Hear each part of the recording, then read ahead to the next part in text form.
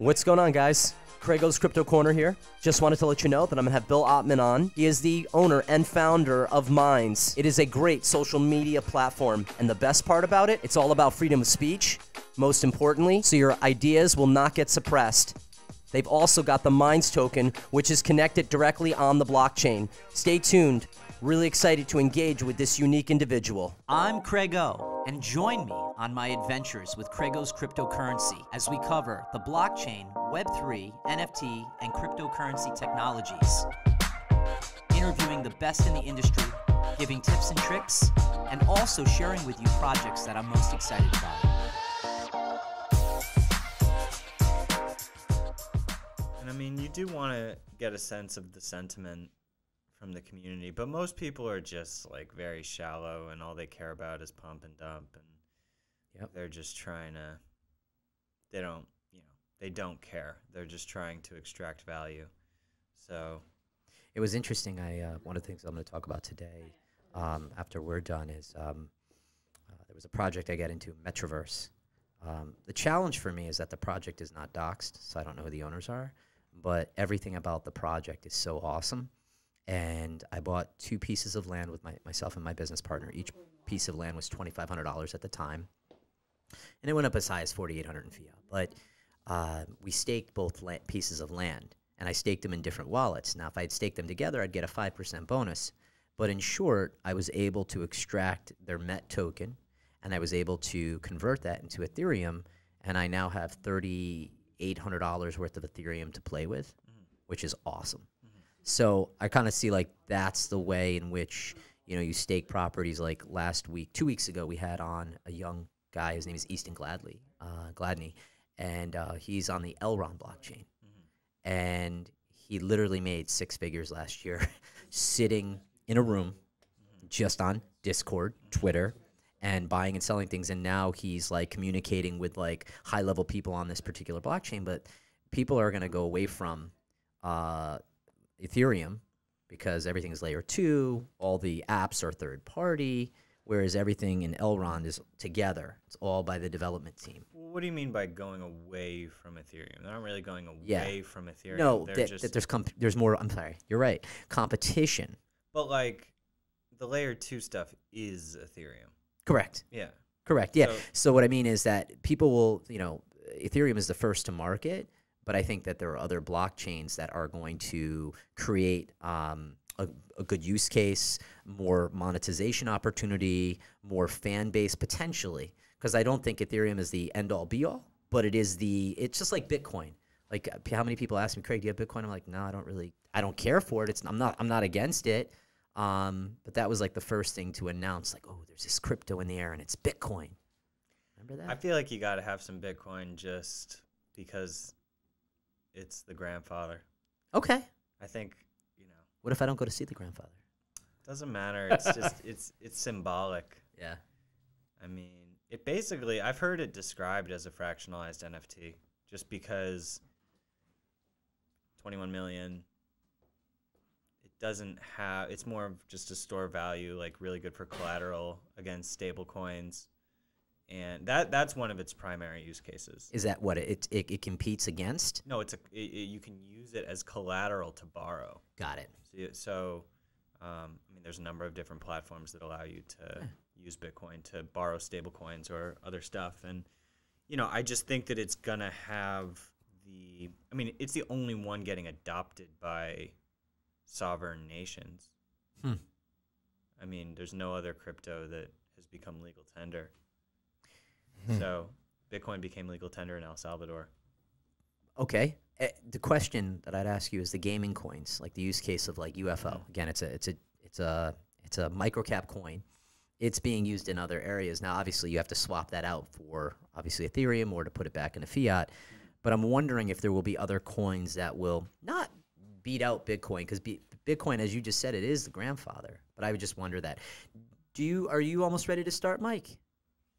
We've been recording. Oh, this is awesome. Honestly, it was so good. Okay, cool. Yeah, I told you, I knew it would be sort of a different. Just we'll do the announcement after. keep it going. So with relation to the Minds app, you have 5 million plus subscribers, and that will continue to grow over the coming years. And the appreciation for freedom, right? Free speech, I think, is really important so long as it's not hateful, it doesn't disrespect anyone. Well, I hate to pause you there, no pun intended, with the hate word, but you know there isn't a law for hate speech in the U.S. So hate, not that anyone likes it. I mean, hate sucks, but it is legal to be hateful in the U.S. In other countries, it's not.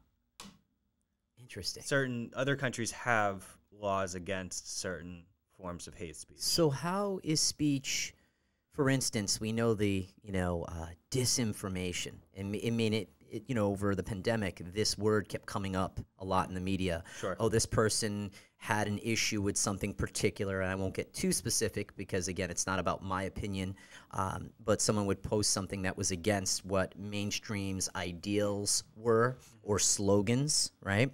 And someone would post that, and they'd say, disinformation, we're taking it down.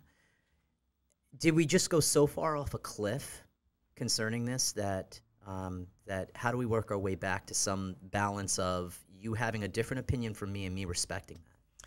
Yeah, I mean, we're definitely falling off the cliff. But so misinformation versus disinformation. Misinformation is not intentionally false. Disinformation means that it's intentionally false. Correct. Arguably, those are both protected. Depending, I think that there may be certain types of disinformation which could be considered like malicious slander or defamation. But, misinformation is like if someone reads a stupid book about aliens or something and it has a bunch of wrong information and then they go spouting that off on social media, then, they're just wrong. Like, it shouldn't be bannable to be wrong. I don't think so. No. So, is that an algorithm, by the way, to be wrong? Meaning that some of the other platforms, they'll put in an algorithm that says if this is said, then this happens. Is that done or okay? Yeah, for sure. There's all these conditions and they're using like natural language processing to flag certain use of language, and then that gets you reported, and that'll get you a strike or get you banned, and regardless of context. Yeah. Now, obviously open source code is different, but it plays into this a little bit. It's not necessarily different. Like, you could have open source code which does the same thing.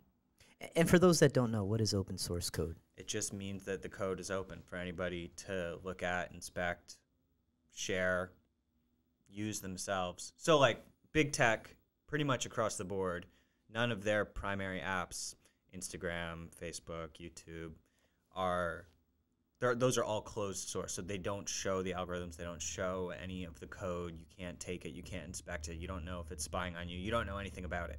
Now, those companies do contribute to open source projects, more like infrastructure tools like React or Angular or database tools. They do even open source some AI tools like TensorFlow is a Google, and PyTorch is the Facebook AI tool. And they do participate in open source because they know that they need the developers of the world to participate in their projects. And that's like, it's a similar concept to what you see happening in crypto. Why does everybody love crypto so much? Why do developers love crypto so much?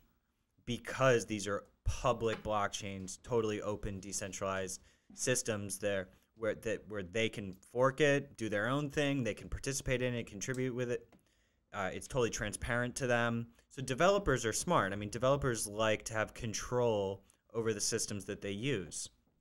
Do you think that because of where Web3 is going and because of what you just said about the blockchain, do you think that a lot of these big social media companies are going to be forced to have to change because of the blockchain and because of this transparency? Do you think that that's going to happen down the road? I hope that they'll feel pressure to change. I think that you're already seeing them feel the pressure to start to participate in it. Twitter has NFT avatars. Oh my God. Or they're all opening up crypto divisions. You know, it was interesting with media and control last year. There was a big social media company that got into a lot of trouble, and it was broadcasted for maybe, I noticed, for a couple weeks, and it was about some of the things that were going on in the world as it relates to really inappropriate things. And so this platform was getting whacked across the head, and then all of a sudden they come out and they make this big announcement that we're coming into Web3 with furiousness. And it was very interesting to watch, if you watch really closely, how the media is constantly controlled and how the big social platforms, and I'm not knocking them because there is a value in that. It's a way that even with today, like this podcast will go out into a lot of these major platforms. But I was so comforted to know that I could hop onto Minds, and there was an ability to engage in a community that, you know, whether I want to call it freedom of speech, I always say just freedom to not be disrespectful, but the freedom to be able to say an opinion that I might feel that on another platform they'd be like, no, I'm sorry, you got to go. Because it's really nice, because you talk about an echo chamber, and your business partner, Daryl, had mentioned that the radicalization of people happens when you suppress their abilities to be able to communicate and say how they feel, whether we agree with them or not. Do you think that over time, if those apps or those particular platforms, if they continue to suppress, it's a very good thing for Minds, isn't it? It is, but it's also a bad thing for the internet. So I'm not sitting here like, oh, selfishly, you know, yeah, big tech, keep banning people so that we keep growing. I mean, that does happen, and okay, yeah, that's a benefit, but it ruins people's lives. So I don't want it to keep happening. I would much prefer that big tech starts having, you know, more respect for user freedom, because it literally does make the world a more dangerous and polarized place when they do that. And you know, a lot of those users who are getting banned wrongly or rightly even, you know, they're not finding us, and they're not finding a proper outlet for their ideas, and then that's causing them to go into isolation and get more extreme. I mean, one area where we've been looking at, so if you look at like school shooters, you know, almost across the board, they're plagued by like isolation, social isolation. I mean, there was even one instance where this woman was banned from YouTube. I think she was from the Middle East somewhere, but she was like kind of like a pop culture. She would do these dance videos. I forget exactly why she got banned, but she brought a gun and shot 2 people in YouTube headquarters. And I'm not saying that's like directly YouTube's fault. Like, you know, there are unhinged people, and you know, sometimes you can't avoid it. But the reality is that when people lose their platform, they lose their voice, it freaks them out psychologically. Yeah, that's tough. And I think it was never for me. I graduated high school in '96, and school shootings were never a thought. Now, most schools have security cameras. They have security, whether armed or unarmed, and that was a big controversy some years ago. And I think armed security at a school, so long as responsible, is very important. It can be, to protect children. But people identify or self-identify within social media. So if their real world is not happy, they get to create this echo chamber in which they get to show their best pictures, their best selves. Let's talk a little bit more about Minds, though. You know, one of the things that for me is really fascinating is that you're one of few social apps that are on a blockchain. First, what blockchain are you on? And then let's talk a little bit about your Minds token. Well, we're partially on the blockchain, so it's not you don't want to run everything about a social network on a blockchain, because, you know, what is a blockchain? It's basically just a distributed database, and they're slow and expensive. But they're slow and expensive for a reason. And, you know, for every transaction costs money on basically every blockchain, with varying degrees. So we use Ethereum for our token and for our boost system, and we're also integrating Polygon and Scale as layer 2. Those are coming along. Those should be out by like probably Q4. And yeah, but I mean, I think, and we also support Bitcoin tipping, and we're open to other chains as well. I mean, you know, in terms of supporting people's ability to tip other people in whatever token they want, I'm all for it. So that's the upvotes that you speak of. When you say tipping, so basically you can go onto Minds, and I'm a Minds holder, and it's great because today I'm going to get a little tutorial from you. But with that Minds token, if I like a post, I can reward somebody with an upvote.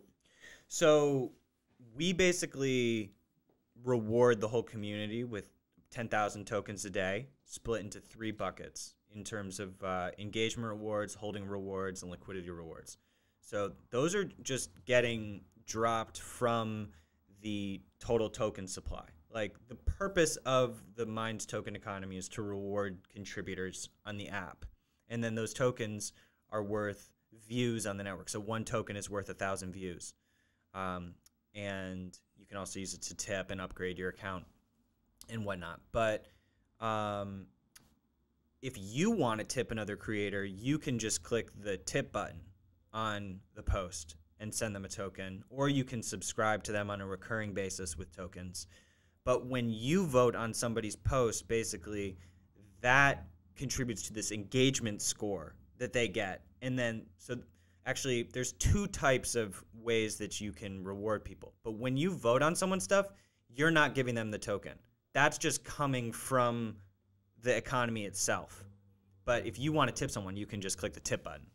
Does that make sense? No, it does. Yeah. It does. So there's 2 ways to do it. One is that within this community, that the token supply, 10,000 tokens a day, are given out to engagement, and then you can up-like someone.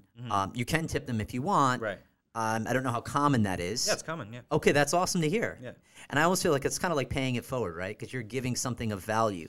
What are your hopes for we'll talk more about Minds, but what is your hopes for your Minds token? Because I think it's such an awesome thing to actually know somebody who has their own cryptocurrency. Yeah, I mean, it really represents the ad space on the network. So you can use it to, like, you know, Facebook, Twitter, Google, they're all pretty much using surveillance, and, you know, advertising is malicious in big tech. So and not to mention the algorithms are so ridiculous that at this point, you know, you could have 100,000 followers on Facebook and you're reaching like 50 people. You know, when you post, no one even sees it because their algorithm is just deciding what people see. So we really wanted to reverse that dynamic and reward people with more reach, more views, more value. And when you stake into the token pool as well, you get free advertising on the main news feed. So based on your share of the pool, you get that percentage of ad rotation on the main news feed, plus token rewards. So it's really just inverting the whole dynamic of value share with the user base, which it seems like, I mean, you know, some big tech sites have revenue. I mean, they have to. They know that they're starting to have to pay users for their contributions, but, you know, they've kind of resisted for a long time. You know, YouTube's had you know, you can run ads over your videos and earn money, and that does help a lot of people. So, and now we're starting to see more networks starting to do that. What's really cool is that you're giving the users more control of that experience, whereas with closed source code, we can't verify. When I do a post or we do a boosted post, we can pick certain parameters, but at the end of the day, it's kind of like setting your car on 60 miles an hour, saying, I'm going on cruise control. The car going, no, I'm sorry. This system is going to have you at 40. Thank you very much. Thank you for suggesting you want to go at 60. Sort of that same kind of analogy? Similar? Yeah, I think it's similar. I mean, and look, big tech ads work. I mean, when you spy on people's every move, yeah, you can target them pretty well with ads. Pretty easy. So, imagine me following you around through your camera for an entire week. I would know you so well that it would kind of freak you out. Like one of the things, you know, and I know that you had talked about it on previous podcasts, is that all of a sudden you're like, oh, I love Nike shoes. And all of a sudden Nike shoes come up and you're like, okay, that's a little too coincidental. We don't have to worry about that with Minds, though. Right. Yeah, no, we're That's not good. That is good. That's That is good. good. We try to encourage more. I mean, I think it's very tempting. A lot of people don't realize when you're building a website, we're not, kind of check the boxes. Oh, do you want to put Google Analytics on your site? Do you want to put Google Ads on your site? And people are just like, yeah. And it's just it's hard not to, because all of the momentum of all these website builder tools, they're just like, here, do this. Well, they make it so easy. They make 'cause it so easy, yeah. The front side of the user interface is like, wow, it makes anybody feel like a tech champion. Right. And so you started Minds in 2011, and I guess the question I would ask is, where you are now, did you imagine that the platform would grow as it has and as it continues to grow? I don't know what I imagined. I think that I always thought it was inevitable that there would be an open source social network that respected users more, rewarded users more, was just more privacy focused, actually like cared about the community as opposed to just extracting value. So whether that's us or others, and there are others, like we're not the only one doing this. So I'm just glad to see the whole space growing. And I love that you have that Minds token, that you partially operate on the blockchain, because I wasn't sure, and now that you explained that to me a little bit more. The other thing is that people have a way of engaging on social media, and I guess the question that I would ask you are businesses. I would like you to share some success stories, if you have any, on your platform. Have any businesses been able to really grow or be an influencer on your platform, other than you, by the way? Yeah, I mean, that's the thing that is weird. Even though we're a fraction of the size of a lot of the big social apps, you can get more reach on Minds with relatively little effort than you can as like a medium-sized content creator. Like, it's easy to sign up for Twitter and be on there for like 5 years, and it's like you got 400 followers after like 5 years. And this is like 99% of Twitter users who just kind of get stuck in this like void.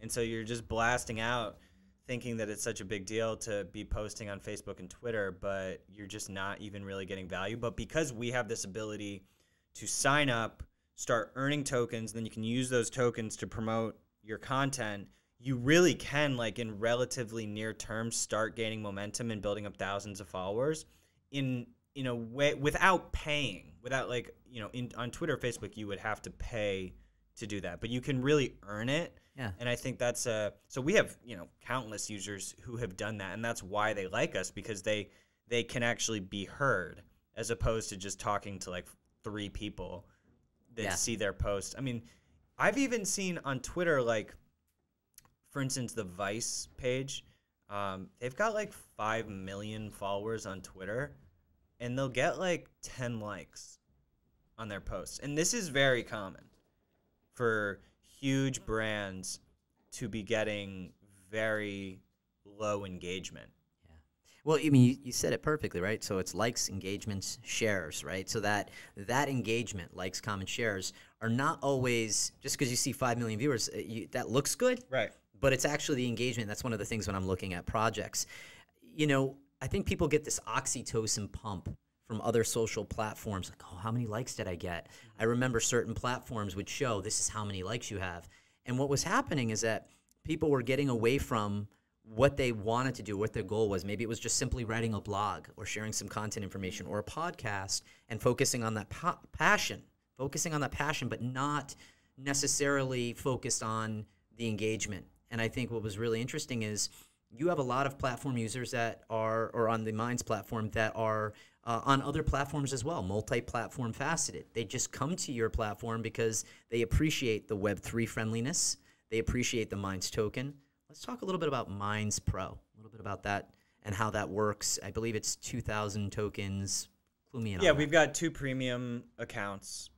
We don't want to rely on surveillance advertising. I think membership systems are very effective, and they're sustainable revenue for business. So, any business, it's smart to have membership. So Minds Plus and Pro, so Pro also gets you Plus. Plus is really the primary membership, and what it is this exclusive feed of content that you get access to, but you also get the ability to post into that feed, the Minds Plus feed. Now, we take 25% of the Minds Plus revenue that we get as a company, and we proportionally share that with the Minds Plus and Minds Pro users.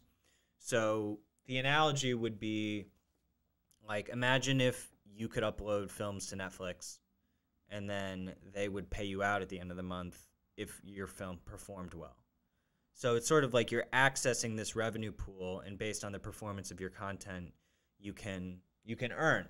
Now we do let creators build their own membership tiers, similar like Patreon or those types of sites.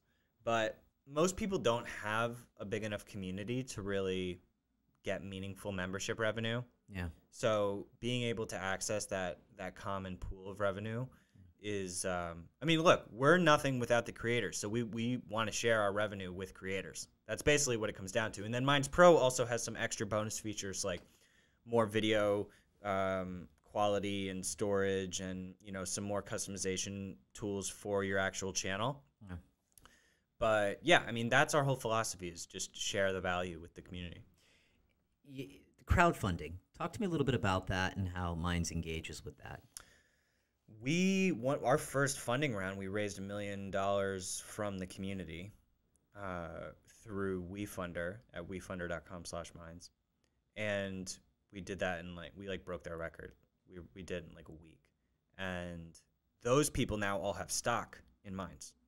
So that was huge. I mean, the fact that you can that's even a thing, it's not just like a Kickstarter for a t-shirt. It's like you invest and you get equity. Yeah. That's a huge deal. So, we have done it ourselves, but then our users also do it like every day. So we're pretty much, we are a crowdfunding tool for creators. And I don't know, I could talk about crowdfunding forever. Like crypto crowdfunding is amazing. Like, I know you mentioned you wanted me to talk about some projects, other crypto projects that I participate in. And so there's this app called Juicebox and juicebox.money. And they are basically like a Ethereum-based crowdfunding tool. And you can launch a DAO through them. So both the Constitution DAO and the Assange DAO. So Constitution DAO, for anyone who doesn't know, they raised like $40 million to purchase this original copy of the Constitution at like some auction, Sotheby's or Christie's, I forget which one. They ended up losing, and so the DAO formally shut down. Everybody who invested got people tokens, which are governance tokens, where you can vote on different proposals on Snapshot. But the main project shut down. So they threw away the keys so that they could no longer alter the smart contract or anything. And then all of these sub-DAOs started popping up of people holders, and there's still like hundreds of millions of dollars of volume happening on with people tokens. And there's the People DAO has started, and they're just crowdfunding amazing things. And so the cool thing about Juicebox is that it's basically like a fully decentralized, censorship-resistant crowdfunding mechanism that's all on chain. So it's very friendly with Minds. Yeah, and I mean, if you compare like what happened with what do you call it? What's that crowdfunding site that everybody uses that shut down the truckers? I know the one you're talking. Truckers in Canada. GoFundMe. So GoFundMe. GoFundMe has basically they're similar to Kickstarter, but they have become like pretty ideological with the types of campaigns that they will allow. I'm not taking like a for or against stance with truckers, but I definitely don't think that payment systems should be censored for political reasons. Right. So Juicebox is an example of Julian Assange raised $50 million through Juicebox for his legal campaign. He would have never been able to do that through a central, he would have gotten shut down. Yeah. So the fact that, because he's, one of the more controversial political prisoners in the world. And so the fact that he was able to successfully raise $50 million for his legal campaign, that's incredible. And then even if you look at what was happening with Ukraine and Russia, like Ukraine themselves raised $50 million through just posting their Bitcoin address, their Ethereum address, etc. on Twitter, and people just sent them money. Yeah. That would have never. So it's You know what's interesting is how people won't tell you exactly what they're feeling, but if you watch how people spend money or what they rally behind. For instance, one of the reasons why I'm so excited about Minds is because you get to speak your truth on there. And again, that's my only thing. As long as it's not from my end, like my view, as long as it's not hateful or disrespectful, I feel like that's a way to like be able to voice truly how you feel. And I think, speaking about, crowdfunding, it's like when you watch where money's moving, like when you speak of the DAO, the decentralized autonomous organizations out there, and the People's Token, people want the ability and what we call the idea of freedom. And I think it speaks really well to it. We had also talked a little bit about the, different types of NFTs. And my guess before I had you on today is he probably doesn't own much, but if he does, it's something unique. And again, one of the first things that I heard when I was hearing about you originally was about the Constitution DAO. And to me, that represents the idea of freedoms. Right. And then actually with the Assange DAO, the way that the flow worked is people donated ETH to Juicebox. And then that ETH was used to purchase an NFT. So one of the NFTs that I have a partial ownership of is it's at censored.art.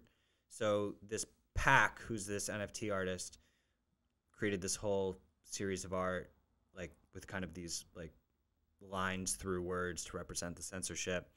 And so all participants in the Assange DAO have a partial ownership of this NFT that was purchased, and then that ETH was then given to Assange's legal team. So Pac basically agreed to auction this NFT, but then he just gave the ETH to the legal team. So that's how some of the Ukraine also did a very similar thing. There's a Ukraine DAO. I mean, there's a million of them for whatever cause you could think of, but otherwise, I've got some ENS names, which are NFTs. NFTs can be, first of all, there's different standards, and they, so they can be used for art, but they can be used for a lot of other stuff as well, like ENS names, Ottman.eth or whatever you want to have. And then what else do I have? We just created a couple of NFTs on Rarible. If you go to rarible.com/superminds, we have some artists from our community that we've teamed up with, and we're doing kind of these characters of sort of like great minds from history, sort of in this light bulb form. Love it. And that grants you access to Minds Plus and Pro and different. So we are talking with we're investigating the Lit protocol right now, which is pretty much what a lot of projects are using to accept NFTs as,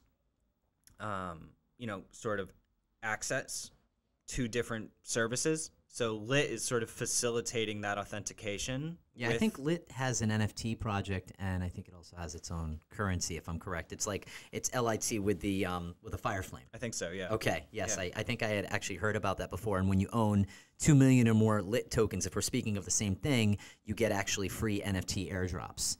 I didn't know that, but I just started digging into it. I just was talking with their founder the other day. It's funny. It never ends. There's so much like learning in this space. Mm-hmm. How can people connect and get onto Minds? Where do they go on their phone to do that? I'll let you take that part away. Go to App Store, Google Play. If you want to download the Android app directly from us, you can go to minds.com/mobile, or you can just go to minds.com, use it on the web. Got it. Any of those options. My friend, thank you so much for coming on. Thanks for having me, man. This I really is enjoyed awesome. it. Yeah. I did too. This is awesome. Thank you, guys.